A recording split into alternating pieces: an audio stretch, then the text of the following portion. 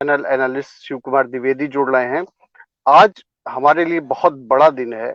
और द्विवेदी जी, ये बताइए, आपने जो एनालिसिस किया, जो आजादी हमें मिली, कितने संघर्षों के बाद मिली, कितने बलिदानों के बाद मिली, और आज हम खुली हवा में अगर सांस ले रहे हैं तो उसके पीछे बहुत कुछ बलिदान, बहुत कुछ त्याग, हमारे जो महापुरुष रहे, हमारे क्रांतिकारी रहे, उनका बहुत बड़ा योगदान है, जिससे जिसका लाभ आज हम जिंदा हैं और हमें मिल रहा है। ना जाने कितने इस दिन को देखने के लिए आज हमारे बीच में नहीं है। उनके प्रति सबसे पहले हमारी श्रद्धांजलि होनी चाहिए। तो शिव कुमार जी, ये बताइए कि जो हमें आजादी मिली, जो स्ट्रगल रहा, फ्रीडम स्ट्रगल रहा, किस तरीके से रहा। और अभी हमारे एक दर्शक और भी जुड़ने वाले हैं, हमारे पैनल एनालिस्ट जुड़ने वाले हैं। अभी कुछ टेक्निकल इशू आ रहा है, तो लेकिन आप तब तक ये बताइए कि आजादी हमें जो मिली वो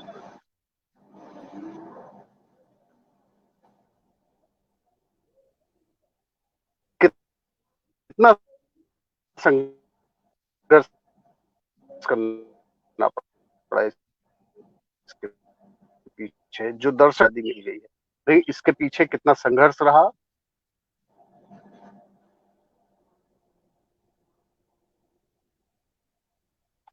शिव कुमार जी, आवाज मिल रही है आपको? जी जी जी। धन्यवाद हाँ जी, राजू जी। बताइए। सबसे पहले तो आज भारत के प्रत्येक भारतवासी को स्वतंत्रता दिवस की हार्दिक शुभकामनाएं। 73वां स्वतंत्रता दिवस हम मना रहे हैं आज के दिन, और ये हम लोगों के लिए गर्व का विषय है कि हम आज आजादी के 73वें पड़ाव पर पहुंच गए हैं। और कई उतार चढ़ाव को देखते हुए आज भारत दुनिया की छठी अर्थतंत्र के रूप में खड़ा है। आज दुनिया भारत की तरफ देख रही, जैसा 10वीं शताब्दी में हुआ था। मैं एक चीज कहना चाहूंगा कि भारत जो है वो एक जीवित राष्ट्र है, एक जीता जागता राष्ट्र है, एक शाश्वत राष्ट्र है, एक आत्म राष्ट्र है। और भारत कोई राजनीतिक राष्ट्र नहीं है, भारत एक सांस्कृतिक राष्ट्र है, जिसमें आप देखिए कि अगर उत्तर में रामानंद रहे तो दक्षिण में शंकराचार्य जैसे लोग, रामानुजाचार्य जैसे लोग भी पैदा हुए। और भारत में जब आप आजादी के, जब स्वतंत्रता थी 12वीं शताब्दी से लेकर के 16वीं शताब्दी के बीच में, आपने देखा होगा संतों ने हुंकार भरी थी आजादी के लिए। और 12वीं शताब्दी से लेकर 16वीं तक भक्ति आंदोलन काल कहा जाता है, जो हम लोगों ने पढ़ा था। फिलहाल आज जो हम बात करने के लिए यहाँ बैठे हैं और चर्चा करने के लिए, तो सबसे पहले तो हमें बार बार उनको नमन करना होगा जिनको भारत के इतिहास में हमेशा आतंकी कहा गया, जो कम्युनिस्टों ने लिखा। हमें भगत सिंह का नमन करना होगा, हमें चंद्रशेखर आजाद को नमन करना होगा, हमें राजगुरु को नमन करना होगा, वीर हकीकत राय को नमन करना होगा, वीर सावरकर को नमन करना होगा, और डॉक्टर हेडगेवार को भी नमन करना होगा, क्योंकि देश की आजादी में डॉक्टर हेडगेवार का भी बड़ा आंदोलन रहा। और मैं सिर्फ एक प्रश्न करना चाहता हूं कि क्या जेल के अंदर जाने वालों ने आजादी कराई? ऐसा नहीं था। जिन्होंने उन्हें छुपाया वो भी आजादी के, क्रांतिकारी के एक हिस्सा थे उस आजादी की लड़ाई के। जिन्होंने उन्हें रोटियां पहुंचाई वो भी उस आजादी का हिस्सा थे। जिन्होंने उनके छुपने की जगह बनाई वो भी आजादी का हिस्सा थे। जो भी देश के साथ स्वदेशी आर्थिक बहिष्कार की, ब्रिटिश के स्वदेशी मॉड्यूल को अपना करके ब्रिटिश की सत्ता को आर्थिक रूप से हिलाने का काम किया, वो भी इस देश के क्रांतिकारी थे। आज जिस प्रकार कोरोना वॉरियर, जो भी हम बैंक कर्मियों को कोरोना वॉरियर बोल रहे हैं, हम सफाई कर्मचारियों को कोरोना वॉरियर बोल रहे हैं, तो ऐसे बहुत से लोग थे। लेकिन दुर्भाग्य है इस देश का कि सिर्फ नेहरू गांधी परिवार के अलावा कोई था ही नहीं, कांग्रेस पार्टी के अलावा किसी ने आंदोलन किया ही नहीं, कांग्रेस पार्टी के अलावा कुछ हुआ ही नहीं। तो मैं इस पर सिर्फ इतना ही कहना चाहूंगा कि एक छोटा सा, एक बिल्कुल जरा सा दृष्टांत है, 30 सेकंड से भी कम लगेगा, कि एक किसान था। उस किसान ने कहा कि साहब अपनी पत्नी से कि मुझे रोटी बना के खिला। वो काम करके आया था खेत से, रोटी बनाना उसकी पत्नी ने शुरू कर दिया। जब वो रोटी बनाने लगा, जब बनाने लगी तो उसने पहली रोटी खिलाई, उसकी आत्मा तृप्त नहीं हुई, दूसरी रोटी खिलाई, उसकी आत्मा तृप्त नहीं हुई, तीसरी रोटी, ऐसे करते करते जब उसने 9वीं रोटी खाई तो उसने अपनी पत्नी पे नाराजगी व्यक्त की और कहा, क्यों रे, तूने ये जो रोटी तुरंत मेरी क्षुधा जिसने तृप्त कर दी, वो रोटी तूने पहले क्यों नहीं बनाई थी? मतलब समझिए, आज जो उसने 8 रोटियां बनाई उसका कोई मूल्य नहीं रहा, 9वीं रोटी का मूल्य रहा। तो जिस तरह देश की आजादी के लिए चंद्रशेखर आजाद, शहीद भगत सिंह, विवेकानंद, दयानंद और पता नहीं कितने ऐसे लोगों ने, रामकृष्ण परमहंस जैसे लोगों ने सांस्कृतिक जागृति के माध्यम से लोगों में राष्ट्रवाद का भाव पैदा किया, उनको आप इग्नोर कर दोगे, उनको आप आजादी की लड़ाई में नहीं शामिल करोगे। और देश के विभाजन को लेकर के, खासतौर पर जब देश हमारा आजादी के पड़ाव पर आ गया था, तो मैं इसमें सिर्फ इतनी चीजें कहना चाहूंगा कि देश जब आजादी के एक पड़ाव पर खड़ा हुआ, तो देश विभाजन हमारे लिए जब जहां एक तरफ खुशी का माहौल था, यानी प्रत्येक भारतवासी आह्लादित था, गदगद था कि आज हम स्वतंत्र होंगे, हमारा स्वयं का संविधान होगा, स्वयं का हमारा ध्वज होगा, स्वयं हमारी संविधान सभा होगी। ऐसी स्थिति में जब इस देश के नागरिकों को यह लगा कि हम तो आजाद हो गए हैं, उसी समय इस देश में विभाजन की भी एक पीड़ा इस देश ने झेली। वह सामान्य पीड़ा नहीं थी राजू जी, 10 लाख लोग उसमें हत्याएं हुई थी और लगभग 1 करोड़ 43 लाख लोगों का पलायन हुआ था। और ये तो वो आंकड़े हैं जो भारत और पाकिस्तान की उस समय की सरकारें दे रही हैं, बाकी आंकड़े और भी कुछ अलग हो सकते हैं, ये मेरा मानना है, जो वाजिब आंकड़े कभी नहीं आते हैं। लेकिन यहाँ आपको एक बात सोचनी होगी कि देश का विभाजन आखिर हुआ क्यों, कारण क्या था? क्या देश का विभाजन ये अचानक हो गया? ऐसा नहीं था, इसके पीछे हमें जाना होगा और हमें बात तय करनी होगी कि आखिर विभाजन प्रारंभ हुआ कहां से। तो मैं बताना चाहूंगा कि देश का विभाजन तो अच्छा, ये 1875 में ही बताइए, ये जी ये हाँ, इसमें इसमें बस ये कुछ आवाज आपकी कट रही है। एक चीज ये जानना चाहते हैं, भाजपा हमने मिलकर संघर्ष किया था, तो उसके बाद जी भी ये फिर विभाजन। हाँ हाँ, बिल्कुल बिल्कुल, आपने सही कहा कि जब सबने मिलकर किया तो ये विभाजन क्यों हुआ। देखिए, इस देश में विभाजन की परिस्थितियां तो बहुत पहले से प्रारंभ हो गई थी। 1975 में ही इसकी रूपरेखा तैयार हो गई थी और 1905 में जब मुस्लिम लीग की स्थापना हुई, ढाका में इसकी स्थापना हुई थी मुस्लिम लीग में 1905 में, तो मैं वहां पर बताना चाहूंगा नवाब सलीम सल्लाह खान इसके संस्थापक थे। और इसके संस्थापक वो थे, आज भी सभी स्कूल कॉलेजेस में 15 अगस्त और 26 जनवरी को एक गाना बजता है, सारे जहां से अच्छा हिंदुस्तान हमारा, हम बुलबुले हैं इसके ये गुलशिता हमारा। तो जिसने ये लिखा था वही देश का सबसे बड़ा गद्दार था, उसी ने नींव डाली थी द्विराष्ट्रवाद सिद्धांत की, और उसका नाम था इकबाल, जिसको अल्लामा इकबाल लोग बोलते हैं। कभी कभी शायर में जो होते हैं वो एक दूसरे को उपाधि, अरे आप तो अल्लामा इकबाल है, अरे वो देशद्रोही था, उसने देश का विभाजन किया था। और अल्लामा इकबाल के साथ साथ कभी भी इसमें जिन्ना का कोई इंटरेस्ट मुस्लिम लीग में नहीं था। मैं आपको बता दूं, मुस्लिम लीग में जिन्ना का इंटरेस्ट तब चालू हुआ जब मौलाना अली और जौहर अली जैसे जाहिलों को गांधी जी ने अपने अगल बगल बैठाला 1919-20 में, जब उन्होंने वहां पर बैठाने का काम किया। मैं बताना चाहूंगा आप लोगों को कि 1900 जे अल्लामा इकबाल, तौकीर अहमद, अल्लामा इकबाल, तौकीर अहमद और आपके ये सर सैयद अहमद, ये दो ऐसे नेता थे, इन लोगों ने मिलकर के मुस्लिम लीग की स्थापना 1905 में की। कभी भी हिंदुओं की तरफ से ऐसी स्थिति नहीं पैदा की गई, हमेशा इन्हीं की तरफ से पैदा की गई। और भारत में आपको बता दूं कि जो कांग्रेस पार्टी थी वो उस समय हिंदू पार्टी के नाम से जानी थी, और इन्होंने कांग्रेस पार्टी को हिंदू पार्टी मान लिया मुस्लिम लीग ने, और मुस्लिम लीग की स्थापना करी गई। आज भी उस मुस्लिम लीग का एक धड़ा केरल के अंदर काम करता है, जो यू मुस्लिम लीग के नाम से काम करता है, ठीक है, वो आज भी मुस्लिम लीग के नाम से काम कर रहा है भारत के अंदर।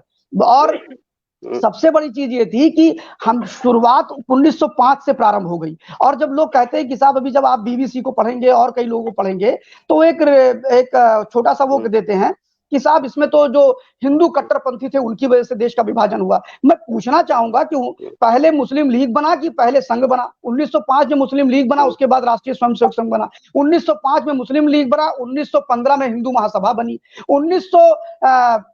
1920 में अलीगढ़ मुस्लिम विश्वविद्यालय बना, जिसकी स्थापना 1875 में सर सैयद अहमद ने कर दी और कहा मुसलमानों के लिए हम अंग्रेजी पढ़ाएंगे और मुसलमानों के साथ काम करेंगे। और वहीं 1916 में बनारस हिंदू विश्वविद्यालय बनता है, यानी उनकी प्रक्रिया के स्वरूप बनता है। आप देखिए कि ये षड्यंत्र इनका बहुत पुराना था, छोटा षड्यंत्र नहीं था, और जिसमें इनको अलग कर दिया जाता है। और भारत में, और ये स्थिति पैदा कैसे हुई?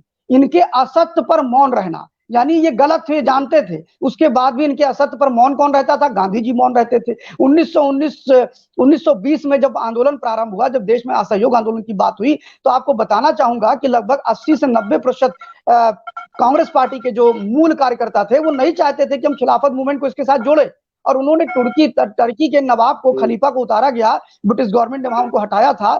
उसके एवज में भारत में खिलाफत आंदोलन होता है, 50,000 से अधिक हिंदुओं को मारा जाता है मोपला मुसलमान द्वारा केरल के अंदर। गांधी जी मौन रहते हैं, लेकिन वहीं पर चौरी चौरा में 4 तो ब्रिटिश के सिपाही मार दिए जाते हैं। गांधी जी कहते हैं मैं अपना आंदोलन वापस ले रहा हूं। शायद आपने भगत सिंह को पढ़ा हो तो भगत सिंह ने को बड़ा धक्का लगा था कि असहयोग आंदोलन गांधी जी ने क्यों वापस ले लिया। तो गांधी जी को लेकर के जो एक औरा तैयार किया गया कि साहब इस देश को तो आजाद कराने में सिर्फ गांधी जी का रोल रहा, इस पर मैं सिर्फ एक टिप्पणी करना चाहूंगा, और मुझे लगता है कि इसका अवसर आप मुझे देंगे। क्रांतिकारी कहां चले गए? इसमें नहीं, जो मैं वही बताने जा क्रांतिकारी रहा हूं, थे जिन्होंने बलिदान किया वो कहां चले गए? और उसके बाद में देखिए गांधी जी के आने के बाद 3 ही मुख्य आंदोलन हुए। पहला मतलब गांधी जी 1916 के अंतर्गत भारत के अंदर आए और वो भी तब आए जब उनको पीटा गया। मतलब कहने का मतलब मेरा यह है कि जब उनका अपमान हुआ, जब उन्हें लगा कि मेरा अपमान हुआ है तो वो भारत आ गए। उससे पहले वो अफ्रीका में थे, समझिए आप, और नेल्सन मंडेला के साथ काम क्या करते थे वो। तो अफ्रीका से वो भारत में आए और भारत में आने के बाद स्थिति क्या हुई कि गांधी जी ने क्या किया कि पहला मूवमेंट चलाया 1919-20, जिसमें मौलाना अली जौहर अली को उन्होंने अपने अगल बगल रखा और कहा मेरे 2 आंख के तारे हैं, एक मौलाना अली और एक जौहर अली, ये दोनों मेरी आंखें हैं।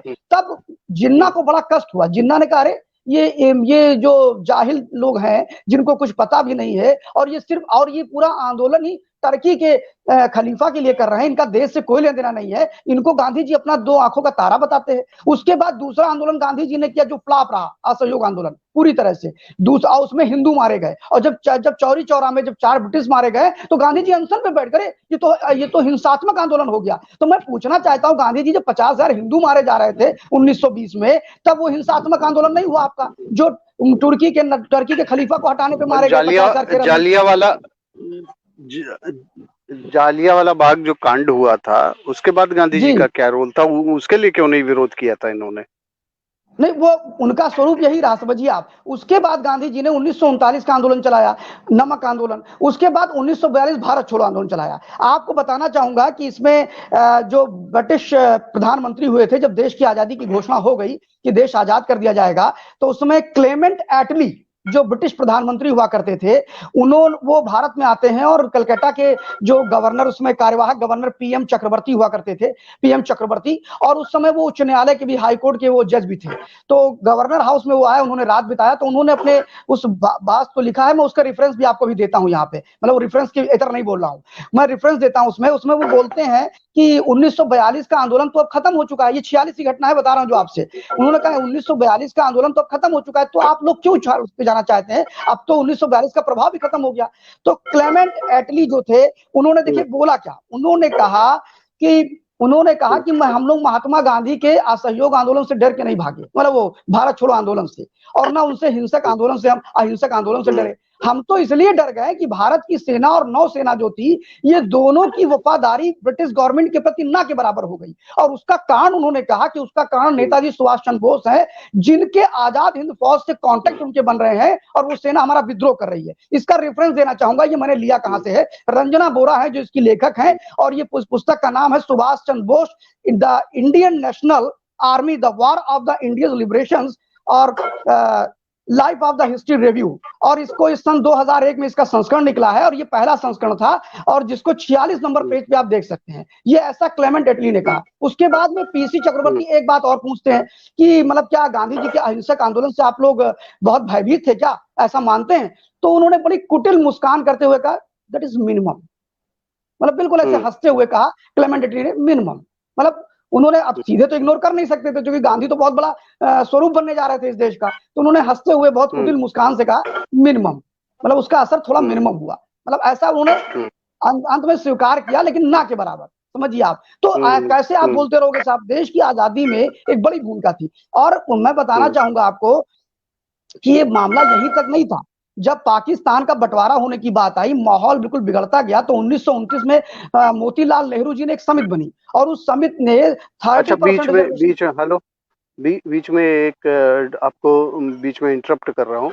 एक चीज इसी कंटिन्यूएशन में बताइए, सुभाष चंद्र बोस के कंटिन्यूएशन में, कि जैसा कि बताया जा रहा है कि उन्होंने 2 साल पहले ही भारत को आजाद करा लिया था और अंडमान निकोबार तक उनकी सेनाएं पहुंच चुकी थी, झंडारोहण भी कर दिया गया था। उस बीच में उन्होंने सहयोग मांगा था गांधी जी से, तो किन परिस्थितियों में उनका सहयोग नहीं किया गया था? और अगर सहयोग किया जाता तो हो सकता है कि हम 47 के बजाय 45 में ही आजाद हो गए होते। क्या ऐसा कुछ था क्या? देखिए, गांधी जी के जो सिद्धांत थे वो उनके लिए बहुत अच्छे थे, और एक किसी संत के लिए भी अच्छे हो सकते हैं, और मैं उनको ये भी मान सकता हूं कि चलिए वो संत भी होंगे। लेकिन मेरा सिर्फ इतना कहना है कि गांधी जी कभी भी ऐसे लोगों को स्वीकार ही नहीं करते थे कि जो उनसे अच्छा हो, समझिए आप। और अगर गांधी जी और नेहरू जी के बीच संबंध अच्छे ही होते और वो ऐसे तेज तर्रार लोगों को स्वीकार ही करते, तो उन्होंने तो, मतलब मैं अगर कहना हो तो उन्होंने एक अक्षमतावान लोगों का एक समूह खड़ा किया था अपने अगल बगल, जिनमें क्षमता ना हो। इसीलिए वीर सावरकर से भी उनकी नहीं पड़ती थी, इसी और मतलब वैचारिक नहीं पड़ती थी। ऐसा नहीं था कि लोग एक दूसरे को मारपीट करते थे या गाली गलौज करते थे, लेकिन नहीं तो वैचारिक रूप ये से भी लोग तो नहीं हो पड़ते थे। सकता है कि और ये भी और तो हो और सकता है और कि ये लोग नहीं गर्म और दल के थे, इस वजह से ना नहीं पड़ती नहीं रही। और फिर मैं बताऊं कि सुभाष चंद्र बोस जिनकी आपने चर्चा करी है, नेताजी सुभाष चंद्र बोस, जो जिनके वजह से, जिनके प्रतिक्रिया से अंग्रेजों को भागना पड़ा, वो 1929 में कांग्रेस पार्टी के अध्यक्ष चुन लिए गए थे। और यही हम्म। गांधी जी थे कि चुने हुए अध्यक्ष से रिजाइन करवाया और पटनवा हम्म। सीतारमैया को अध्यक्ष बनवाया। ये कितना बड़ा हम्म। लोकतंत्र का मुजाहरा था, सोचिए आप कि लोकतंत्र का हम्म। आदर्श अगर किसी से सीखना हो तो गांधी जी से और कांग्रेस पार्टी से सीख लीजिए, जिसने निर्वाचित व्यक्ति हम्म। को हटा दिया क्योंकि गांधी को पसंद नहीं था। नहीं साहब, हम नेहरू को हम्म। पसंद नहीं करेंगे, ओ सॉरी, नेताजी सुभाष चंद्र बोस को। और नेताजी सुभाष चंद्र हम्म। बोस ने उसी की प्रक्रिया स्वरूप फॉरवर्ड ब्लॉक जैसा एक ऑर्गेनाइजेशन खड़ा किया कलकत्ता में, जो आज भी चुनाव हम्म। लड़ता है वहां पे, समझिए, एक दो हम्म। सीटें जीत के हम्म। फॉरवर्ड ब्लॉक हमेशा आता रहता है। तो नेताजी सुभाष चंद्र बोस तो 1946 में, और आपको बता दूं कि रिपोर्टिंग इंडिया नामक पुस्तक प्रश्न नंबर 217 पे जवाहरलाल नेहरू ने लिखा था कि, मतलब वो लिखा हुआ है कि जवाहरलाल नेहरू ने बाकायदा ब्रिटिश गवर्नमेंट को एक पत्र लिख के भेजा था कि नेताजी सुभाष चंद्र हम्म। बोस अफगानिस्तान के रास्ते से भागते हुए हिटलर से मिलने जर्मनी जा रहा है, आप इसको गिरफ्तार कर लीजिए, ये ब्रिटिश सरकार का हम्म। नंबर 1 दुश्मन है। अब आप बताइए, इस हम्म। भावना कर इस प्रकार की भावना रखने वाले लोग इस देश के प्रधानमंत्री हुए, समझिए आप। और हम्म। नेताजी हम्म। सुभाष चंद्र बोस ही नहीं थे, ऐसे बहुत से क्रांतिकारी थे जिन्होंने अपना योगदान दिया। देश का इतिहास जब लिखा गया तो आप बताइए कि उसमें मदन मोहन मालवीय का कोई रोल नहीं था क्या? है, जो भारतीय राष्ट्रीय कांग्रेस के 4 बार अध्यक्ष बने। महर्षि अरविंदो का हम्म। रोल नहीं था क्या, जो कांग्रेस पार्टी के लीडर थे। लोकमान तिलक, जो कि पावर हाउस कहे जाते थे क्रांतिकारियों का, समझिए, वो भी कांग्रेस हम्म। पार्टी में ही थे ना। वीर सावरकर हम्म। को जेल से छोड़ने के लिए जो बार बार ये माफीनामे की बात करते हैं कम्युनिस्ट पार्टी के लोग, मैं उनसे बताना हम्म। चाहता हूं कि लोकमान तिलक के कहने पर उन्होंने वो अपोलाइजेशन लेटर लिखा था। और लोकमान तिलक ने हम्म। कहा था कि अगर सावरकर तुम अंदर रहोगे तो देश का जो क्रांतिकारी मूवमेंट चल रहा है, जो क्रांतिकारियों का आंदोलन चल रहा है, तो समाप्त हो जाएगा, क्योंकि तुम उनके पावर हाउस हम्म। हो। तो हम्म। लोकमान तिलक हुए, लाला लाजपत राय हुए, और साथ में आपके क्या नाम है, श्यामा प्रसाद मुखर्जी हुए, ये सारे के सारे लोग बड़े प्रखर राष्ट्रवादी थे। और ये गांधी हम्म। से बिल्कुल, और मैं आपको फिर कहना चाहूंगा कि इन सभी के व्यक्तित्व की तुलना अगर आप गांधी जी से करेंगे तो ये सब भारी हम्म। पड़ते थे गांधी जी, चाहे वो हम्म। गोपाल कृष्ण गोखले हो, तो चाहे शायद यही लोकमान तिलक कारण हो, रहा चाहे, होगा कि इन लोगों को दरकिनार कर दिया गया। और बिल्कुल बिल्कुल, और इनकी जो प्रेरणा थी और इनके जो मॉब थे वो बहुत ज्यादा थे। मतलब इनको लोग चाहने वाले लोग ज्यादा थे सड़कों पे, हम्म। वही नेहरू को चाहने वाले लोग ना के बराबर थे। तो जिसके पास भीड़ नहीं होगी वही तो गांधी की स्वीकारता समझेगा, वही तो गांधी के पीछे चलेगा। और जिसके पास दमखम हम्म। होगा वो अपनी तरह से चलेगा, अपनी तरफ से निकलेगा। तो जिस प्रकार कांग्रेस पार्टी ने एक माहौल बनाया कि साहब सब कुछ तो गांधी ने किया, और इतिहासकारों ने भी लिख करके, और मजे की बात यह है कि वामपंथी इतिहासकारों ने भी गांधी को खूब ढोया है। गांधी जी को आपसे बताऊं, उन्होंने भी लिखा कि गांधी जी को, एक वामपंथी पत्रकार है आर आर विपिन चंद्रा, उन्होंने भी लिखा है कि गांधी का 1942 का जो हम्म। आंदोलन था वो कंफ्यूज आंदोलन था, उसका कोई मतलब नहीं, उसका कुछ रिजल्ट नहीं आया। और हम्म। आपको बता दूं कि 1942 के आंदोलन में कम्युनिस्टों के एक मजूम, मैं नाम भूला उनका, वो कम्युनिस्टों के नेता थे, कम्युनिस्टों का कोई रोल नहीं था, वामपंथियों का कोई रोल 1942 में नहीं था, क्योंकि स्टालिन ने बोला चलिए, था। मुझे लग रहा है कि नेटवर्क इशू बहुत ही ज्यादा आ रहा है, और आवाज बहुत ही रुक रुक के आ रही है, तो इस चर्चा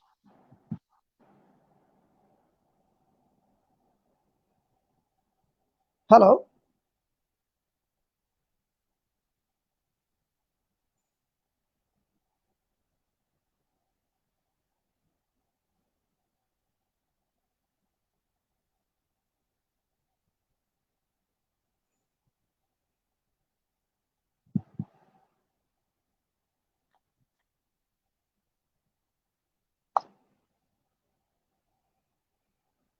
हेलो।